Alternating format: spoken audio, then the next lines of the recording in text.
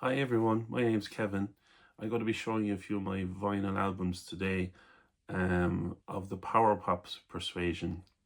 Now power pop is a genre that's hotly debated by music fans all over the world, but you can see why it appeals to music fans because it's the perfect combination of melodic pop music and heavy rock music. So it brings in fans of guitar music, fans of perfectly crafted pop music, brings them all in to this genre. It's a genre that has its roots in the very early days of rock and roll, but for a lot of people, they would say that the first period of power pop was the mid '60s, when you had bands, English bands like the Kinks and the Who and the Pretty Things and the Small Faces coming through, starting to play their melodic pop music with a heavier production and in particularly heavier guitar sound. So dipping into my own collection, here's a good introduction to that early power pop sound. It's of course Revolver by the Beatles. Obviously it's not a 100% power pop album, but it has some essential early tracks like Andrew Bird Can Sing, She Said, She Said, Taxman, and the singles which were released around the time, Paperback Writer with its B-side, Rain. They're all held up as early examples of the power pop sound. So in that you have the songwriting of Paul McCartney and John Lennon, coupled with a brighter, heavier sound from the records. And a lot of bands subsequently that would call themselves power pop, they would look to this period of the Beatles for inspiration. Moving on, the real roots of power pop really started to come up through the ground in the early 70s. And from my own collection, some examples include this great record by American singer-songwriter called Emitt Rhodes. He was one of the original one-man band recordists. He recorded everything on this record himself in his parents' garage that he got. He bought musical equipment from a record deal and just recorded the whole thing himself. A lot of people say he's a kind of a McCartney-esque singer-songwriter, and I'd agree. He's got the sweetness of Paul, especially late 60s Paul McCartney, but great songs. And like, for example, the opener with My Face on the Floor, that to me is a classic power pop song. It's just got the sound. You can't talk about early 70s power pop and not mention Big Star. This is the one I have, Radio City. It's their second album. They had lost one of their main songwriters, Chris Bell, but Alex Chilton and Andy Hummel and Jody Stevens had stayed together as a power trio, and they recorded this wonderful, bright, fizzy, melodic album with very memorable songs. Probably upmost amongst them is September Girls. Every power pop playlist has September Girls on it, and this is on side 2 of this record. Another one of the patron saints of power pop is Todd Rundgren. This is his massive hit from 1972, I believe, Something Anything. It's a double album. Again, not 100% power pop, but there is one of the most essential tracks of the genre on here, Couldn't I Just Tell You. Wonderful guitar sound, soaring vocals, heavy production. That song, Couldn't I Just Tell You, that's an ultimate power pop song. He went a bit more weird on this one, A Wizard, a True Star. And he continued to just follow his muse throughout the 70s and right up to the present day. So for my next pick of albums, I've moved up to the late 70s. Now the power pop genre continued to evolve throughout the 70s.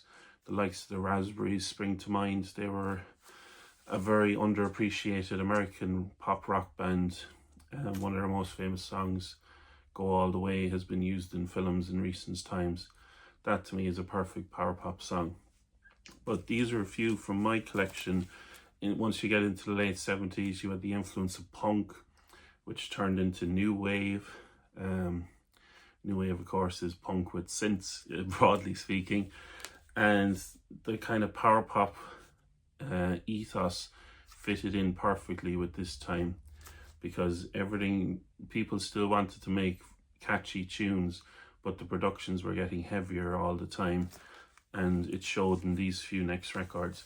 So again, another classic of the power pop genre from this time is the debut album by The Cars, American group. The main driving force was Rick Ocasek, with the guitar playing of Elliot Easton, particularly piques my interest as a guitar player. Wonderful melodic guitar player in the same vein as like a George Harrison or one of those great country jazz players. You know, he plays the changes, and every solo he plays on this album is hummable, memorable, and that's the way he wanted it. This is, for a lot of people, is the ultimate power pop album. It's got amazing songs like My Best Friend's Girl, Just What I Needed, You're All I've Got Tonight. Just a brilliant album. If you want to get into power pop, this is a great place to start. Another stalwart of the genre, kind of on the more classic rock end of things. You know, they love their kind of heavy rock and roll. This is Cheap Trick and their famous At Budokan live album. As you can see, my one has seen better days, but you can see Rick Nielsen, the guitar player, and Bunny Carlos, the drummer, on the back. This was recorded in front of thousands of screaming Japanese fans in the famous Budokan Hall, and it's got all the best songs from their early career. They open up with Hello, it's got Big Eyes, Ain't That a Shame, a great cover of Fats Domino that they make their own, and then two of the most famous power pop songs, I Want You to Want Me and Surrender. Doesn't get better than this. And again, these guys did a bit of everything. They went into kind of soft rock, kind of stadium stuff in the 80s, but they've always retained that kind of love of power pop in their sound. This next one, again, it's a bit limiting to say he's a power pop artist because he's done pretty much everything, but definitely on his debut album. This is Elvis Costello, My Aim Is True. He has some great examples of power pop. The ones that spring to mind for me is The Angels Want to Wear My Red Shoes and Waiting on the End of the World. His next album is called This Year's Model, and that's probably a better example of the sound. It's got Radio and I Don't Want to Go to Chelsea and Pump It Up. They'd all fall very nicely into a power pop playlist. You know, they've got the melodic sounds, they've got the keyboards, they've got the good guitar work, you know. Again, another band that get kind of lumped in a bit with the power pop, but it's kind of very much their own thing, is Squeeze. This one was actually produced by Elvis Costello, East Side Story. Probably not the best example of their power pop style. The one before it, called Argy Bargy, has Pulling Muscles from Shell and another Nail in My Heart. Those are two great examples of power pop tracks. But they're in the mix, definitely. And again, another band they're kind of more put in with the punk movement. This is Derry's own, the Undertones, and this particular album has Male Model, Here Comes the Summer, Jimmy Jimmy. Those would all fall within, you know, would sound pretty good in a power pop DJ set. And of course, Teenage Kicks, kind of revered as a great punk song, but I would definitely put it in as a power pop song. I mean, it's got an incredible guitar hook, a really memorable vocal, like supremely catchy melody, brilliant production. It's probably just over 2 minutes long. I would say it's a perfect power pop song. So those are all albums from the kind of punk new wave era. Again, as I say, this is just from my own collection. I'm not claiming this is like the ultimate examples of power pop. It's just what I have in my collection at the moment. But one of the stalwarts of my musical life is definitely the English singer-songwriter Nick Lowe. He's a guy who came out of the so-called pop rock movement of the early 70s. And once he went solo after his time in Brinsley Schwartz, he was producing records for Stiff Records. He had his own career, and he fell in with Dave Edmunds, the great Welsh guitar player. And they had a band for a while called Rockpile. Very much lovers of Chuck Berry era rock and roll, blues and soul music, but a lot of their tracks, I would say, are definitely can fit into the power pop world.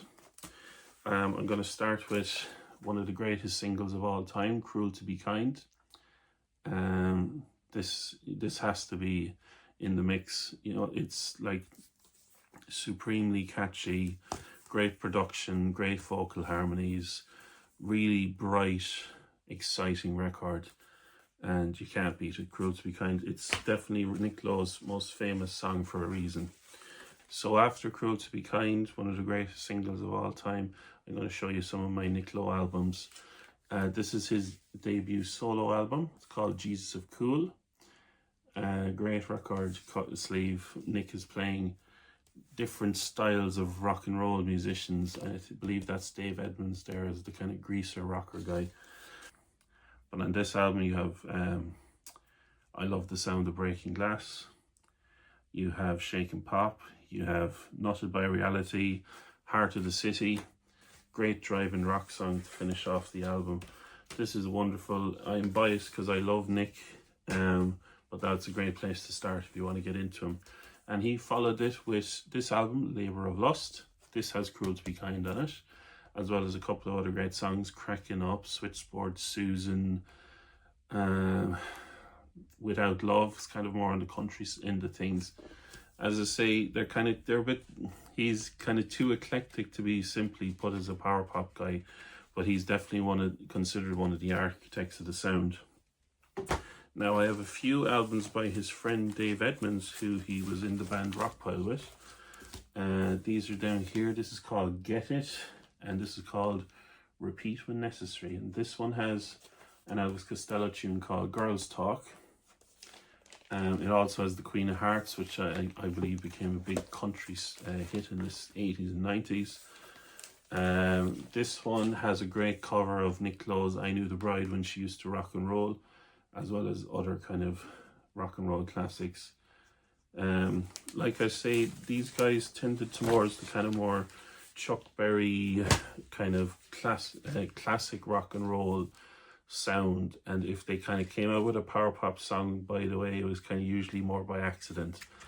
But Nick Lowe and Dave Edmunds eventually became into this band. It's called Rockpile, and this was their only official album. The last three albums I showed you, Nick Lowe's Labour of Lust and the two Dave Edmunds, they're essentially Rockpile albums, but there's a whole history to get into with contracts, and the four members were at one time on 4 different record labels.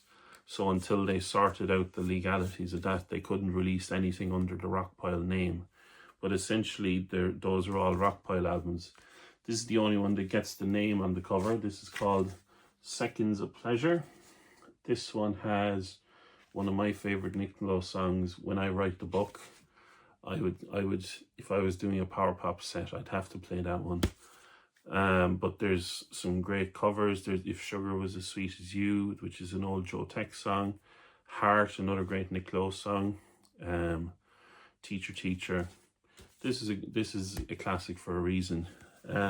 Some people feel it's not the best Rockpile album, you know, that you could kind of make a compilation of all the other solo albums and make the great Rockpile album, but they're kind of one of those great lost hopes of rock and roll, and definitely one of the pillars of power pop. Now the genre kind of, once we got into the 80s, just kind of bubbled along under, you know, there was so many different strands of rock and roll and pop music in the 80s. You know, you had the whole alternative end of things with The Cure and the Smiths. You had, you know, the kind of more synthy end of things with New Order.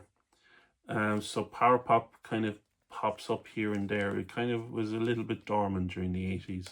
If you really go searching in bands' albums, you'll find the odd track here and there. And that's very much the case with this next band, one of my favourite bands, XTC. I have 3 of their albums on vinyl: English Settlement, Skylarking, and Black Sea. And like, if you held a gun to my head, I could not call any of them purely power pop, but there are moments, and it's worth mentioning them. So for example, on Black Sea, they were getting into kind of a more, they were leaving their very angular roots behind them and moving into a more kind of classic pop structured sound. But on this one, in regards to power pop, I'm going to say songs like Colin Moulding's Generals and Majors, Love at First Sight, Andy Partridge's Towers of London. They would easily fit into any power pop compilation. The album after that was English Settlement, a double album, kind of veering more into an acoustic folk, what they call pastoral sound, which they would continue on their next 2 albums.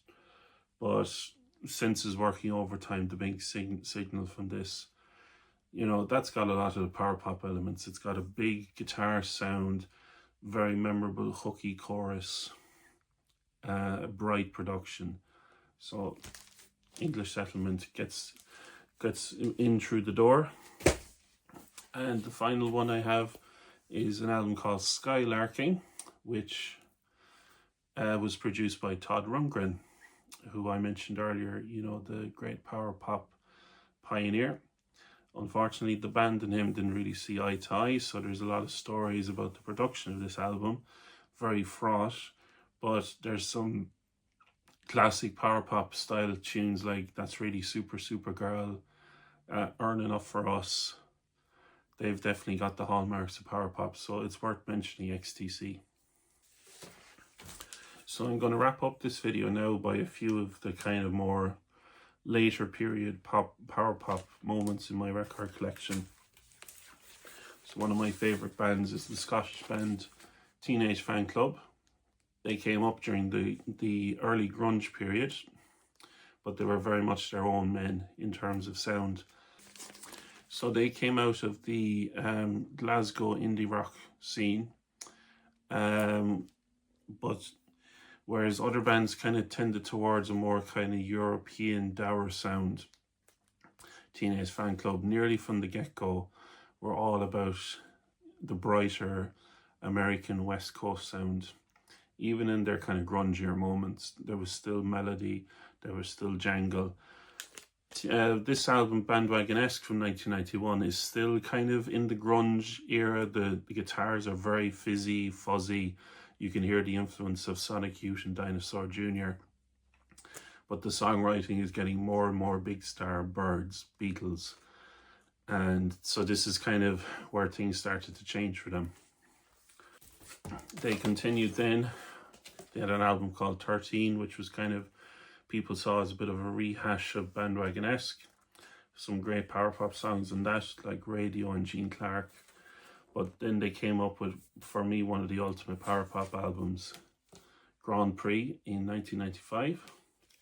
This has got, opens with About You, big, massive, gorgeous guitar sound, beautiful stacked harmonies, big drum sound. Continues with Jared Love's Sparky's Dream, which is in my top 5 songs of all time, never mind power pop songs. I just think it's a perfect record. Beautiful, beautiful singing. The guitar sound immense. Brilliant classic structure and lots of little nuggets to keep you interested for years on end. But you continue down, you've got Neil Young, you've got Verisimilitude, you've got Disco Light, I'll Make It Clear. This is where Teenage Fanclub peaked for me. I love this record. They continued in the kind of similar enough vein, kind of getting more into kind of an acoustic feel with this album. This is called Songs from Northern Britain, but this has some classic power pop songs in it. Opens with a song called Start Again, follows on Ain't That Enough, and one of my favorite songs, I Don't Want Control of You. Other great kind of power pop flavored tunes, Winter, Your Love Is the Place Where I Come From, Speed of Light. Teenage Fanclub definitely carried the light for that kind of style of heavy guitar pop music. They continued it, and they still to this day. Another band from that period that get lumped in with the kind of modern power pop movement are Weezer. This is their debut The Blue album, and this is the follow-up Pinkerton. Again, you would kind of say they were kind of they didn't start out wanting to be part of a power pop movement, but people will see in their kind of melodic tunes and their emphasis on classic pop structures and a love of a heavy guitar solo, that these guys really kind of kept the power pop flame going into the 90s and beyond. Whether you think they've kind of lost it or not is up to you, but definitely on these two albums, they were kings of modern power pop. And finally, I want to show you an album by a band called Fountains of Wayne. This is called Utopia Parkway. And again, like a lot of the modern bands, you can't say they're 100% power pop, but they've got a lot of the elements of classic elements of the genre. Particularly a song called Red Dragon Tattoo. But I could look into, there's a song called It Must Be Summer, Amity Gardens. These are all tunes, again, that fall very easily into the power pop world. So thanks very much for watching my video. Again, I'd like to reiterate this. I've just literally put my hand into my vinyl record collection and pulled out stuff which I would consider in that power pop world. It's by no means a definitive look at the timeline of the genre and the development of it. There's plenty great videos on YouTube and other resources where you can go and find out about incredible bands, incredible songs that will show you what a great genre power pop can be. So thank you again for watching the video, and I'll see you again soon. Thank you.